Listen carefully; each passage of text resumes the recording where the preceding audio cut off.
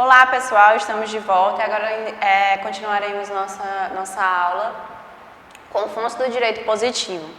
Primeiramente, traremos a conceituação para depois mostrarmos os exemplos aplicados no nosso dia a dia. A expressão fontes do direito tem várias acepções. Podemos considerá-la como o meio técnico de realização do direito objetivo.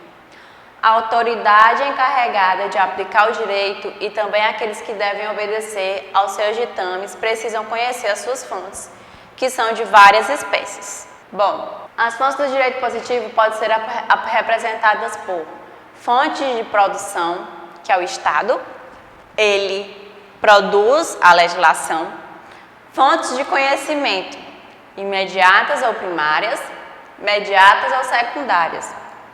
As mediatas ou primárias, elas se subdividem em lei e costume. As mediatas ou secundárias, elas se subdividem em doutrina e jurisprudência. A lei, pessoal, ela é considerada fonte do direito positivo, que é a letra da lei. É o preceito formal que emana da autoridade suprema do Estado. Como eu já expliquei, o Estado dita o que deve ser cumprido no papel e o juiz faz valer aquela legislação na vida fática dos cidadãos, mediante a qual se criam, modificam ou revogam normas de direito. As normas de direito elas podem ser modificadas ou revogadas a partir do momento que a situação da sociedade ela muda. Temos um dispositivo no Código de Direito Civil, por exemplo, que traz a expressão mulher honesta, que para eles naquela época era aquela mulher que ficava cuidando do lar, é aquela mulher que não cometia adultério, aquela mulher que era, aos olhos da sociedade, uma mulher pura. Mas, conforme nossa sociedade avança, as mulheres elas estão ganhando um espaço no meio social, estão cada vez mais se igualando aos homens em relação à profissão. A mulher ela está mais inserida no mercado de trabalho atualmente. E essa expressão mulher honesta, o ser humano honesto, ele varia de ser humano para ser humano, não é mesmo? Então, não há mais a necessidade de o legislador ou o Estado juiz, que é o judiciário, levar mais em consideração essa expressão ao julgar algum caso concreto, algum caso fático atribuído à vida dos cidadãos. Costume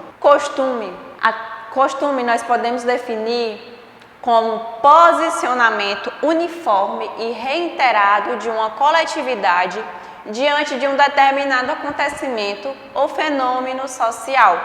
Ora, cada país tem o seu costume, cada região tem os seus costumes. Às vezes, o que é considerado algo ofensivo em outro país, para nós é uma coisa natural. E através do costume, a nossa legislação ela é baseada no costume da nossa sociedade. O que para a gente é algo costumeiro, não é uma coisa tão difícil de ser obedecida. Já pensou aparecer uma legislação que, por exemplo, autorize a bigamia, que é uma pessoa se casar, um homem, por exemplo, se casar com duas mulheres, como em alguns países é permitido.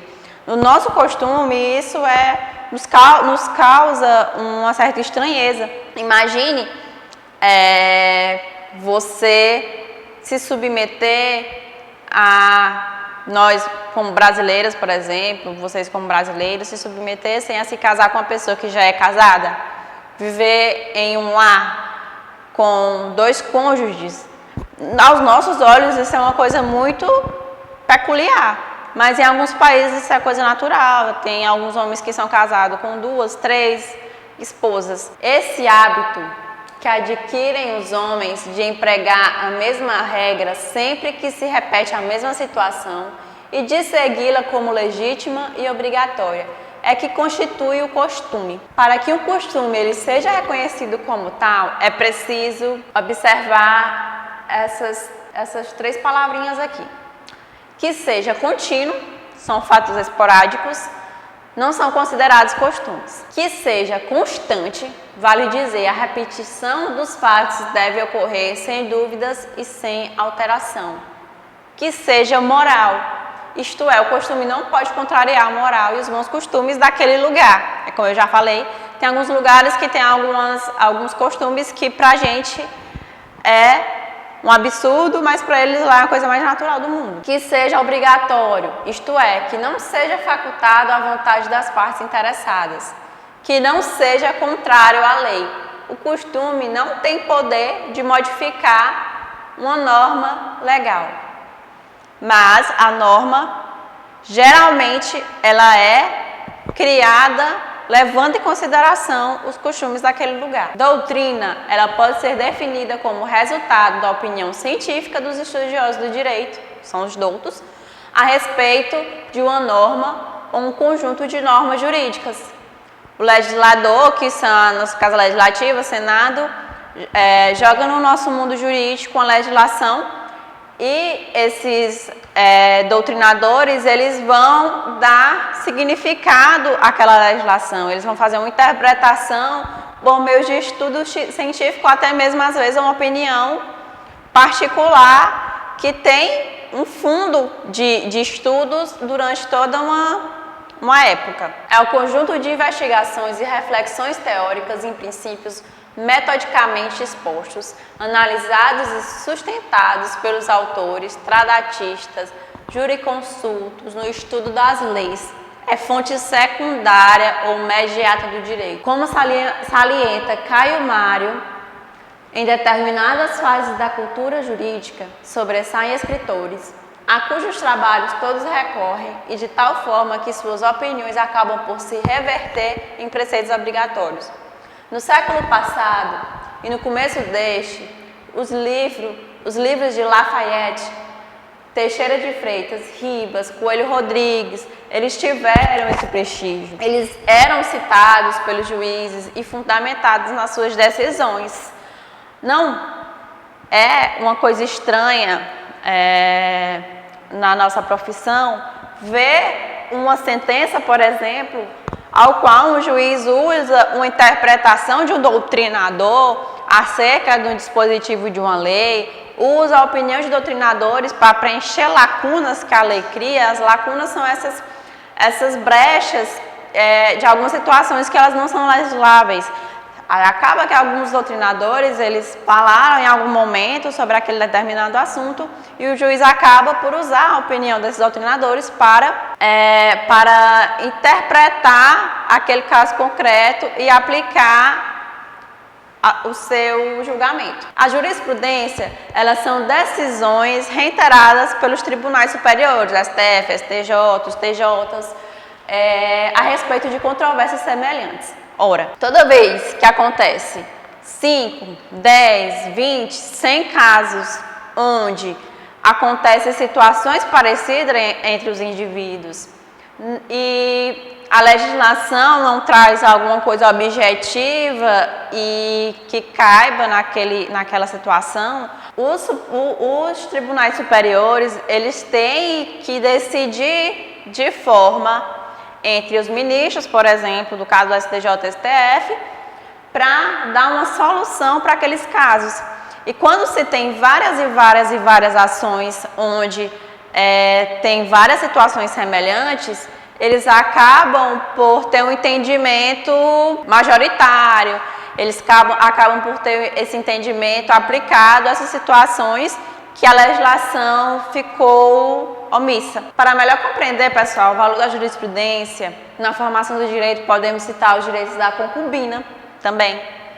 Até pouco tempo, a concubina ela não tinha nenhum direito em relação ao matrimônio do seu parceiro, digamos assim. Mas com o passar dos anos, a passar da situação, até esse termo concubina, que foi trago aqui na lousa, por alguns estudiosos, ele é um pouco agressivo, Às vezes eles usam a questão da união estável para essas relações extrajudiciais, porque muitas vezes a pessoa não realizou a separação de fato, de direito, mas de fato ela já é separada há muito tempo e acaba por se envolver com outra pessoa. E são nesses casos onde essa relação extrajudicial, digamos assim, onde o parceiro ou a concubina, como foi trago aqui na lousa, acaba por ter direito àqueles bens que foram adquiridos na constância dessa união, entende? Aí dessa forma, eu trouxe uma forma mais exemplificada nessa lousa aqui.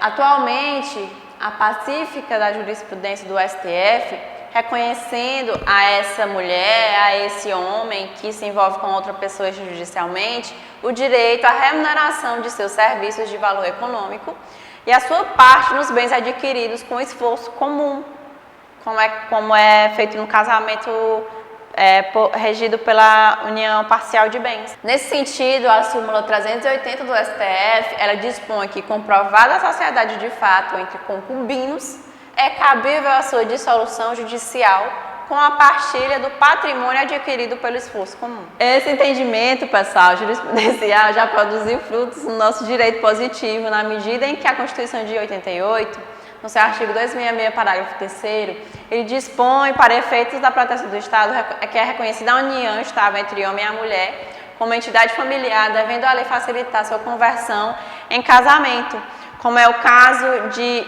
hoje em dia, tem muitas pessoas que vivem, constituem família e não chegam a se casar de fato, e também já é permitida a união estável entre homossexuais, que são a união estável entre pessoas do mesmo sexo. Quando a lei for omissa, o juiz decidirá o caso de acordo com a analogia, os costumes e os princípios gerais do direito, ou seja, quando não houver para aplicar naquele caso concreto uma legislação que possa ser moldada àquele caso, não houver uma jurisprudência, não houver nenhum outro modo de julgamento, o juiz ele vai julgar de acordo com os costumes por meio da analogia, né?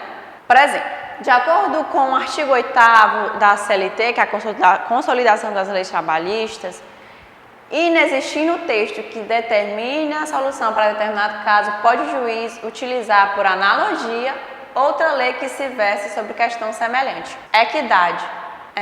A função da equidade, ela não é só suprir o silêncio do legislador. Ela corrige a lei na medida em que a razão do seu caráter genérico ela se mostra insuficiente para fazer justiça. A equidade tem também um significado de igualdade, de proporção e de equilíbrio. A equidade é, como eu falei lá no início da nossa primeira aula, que é tratar os desiguais nas medidas das suas desigualdades. Ou seja, um exemplo, eu como consumidora, vamos usar um exemplo do direito consumidor. Eu como consumidora, eu sou hipossuficiente em relação a uma empresa multinacional, por exemplo. Eu sou hipossuficiente financeiramente falando. Essa empresa, ela tem muito mais poder aquisitivo que eu, pessoa física. Isso quer dizer, e a lei, ela usa da equidade, declarando essa pessoa hipossuficiente, justamente para trazer esse equilíbrio entre esses dois indivíduos, que é uma pessoa jurídica de direito privado e uma pessoa física, né, de direito privado também, e ela usa da legislação para trazer um equilíbrio, porque a pessoa jurídica em relação ao consumidor, ela está aqui e o consumidor aqui. E por meio esse reconhecimento pelo juiz da hipossuficiência desse consumidor, ele faz com que os dois tenham os mesmos direitos. Ou seja, direito à ampla defesa, com contraditório, num eventual processo, por exemplo. Eficácia. Eficácia é a aplicação e execução da norma jurídica, é a produção de efeitos jurídicos concretos. Ora, a legislação está ali e ela tem que ser eficaz. Se ela não for eficaz, nós precisamos analisar o porquê que ela não está surtindo seus efeitos, trazer novos dispositivos para que ela surta seus efeitos E ela pode ser dividida também em relação ao tempo e ao espaço, ou seja, às vezes, como é o caso das medidas provisórias, às vezes o nosso país, por exemplo, pode entrar em estado de calamidade pública e aparecer uma medida provisória para poder nos suprir a sociedade naquele momento caótico, e depois ela deixa de surtir os efeitos dela, porque não estamos mais, deixamos de estar naquele estado de calamidade. Então, ela deixa de suprir os seus efeitos, ela só foi criada para suprir nossas necessidades naquele momento, e depois ela deixa de ter sua validade quando a sociedade já se recuperou, digamos assim. E espaço é basicamente isso. O município ele pode estar em estado de calamidade, porém outros podem não estar, e essa eficácia dessa legislação em particular, ela pode surtir efeito apenas para aquele determinado local. Uma lei posterior, ela revoga uma lei anterior quando expressamente o declare, como ocorre no final de muitas leis, que revogam-se as disposições em contrário, ou quando ela revoga especificamente outra lei ou artigo de lei. Seja ela incompatível, como, por exemplo, prescrever conduta totalmente contrária à especificada na lei anterior, ou regula inteiramente a matéria de que trata a lei anterior. Tem muitas legislações que elas surgem no mundo jurídico, que elas já trazem no seu texto a revogação da lei que disciplinava ela anteriormente, como é o caso da lei de licitações, por exemplo, que agora foi reformada. Na verdade, foi criada uma nova lei e revogou-se a anterior e alguns dispositivos. Bom, pessoal, a eficácia no espaço, ela diz respeito ao território em que vai ser aplicada a norma. No caso do Brasil, a lei é aplicada tanto para os nacionais como para os estrangeiros que aqui residem. Em certos casos, a lei pode ter eficácia no exterior quando a própria norma se disponha, bem como a lei orgânica do município. A lei orgânica do município, às vezes, ela é aplicável somente naquele município, porém também respeitando a legislação federal, que é aplicável a todo o território nacional. Ela sempre tem que respeitar a legislação federal. Por exemplo,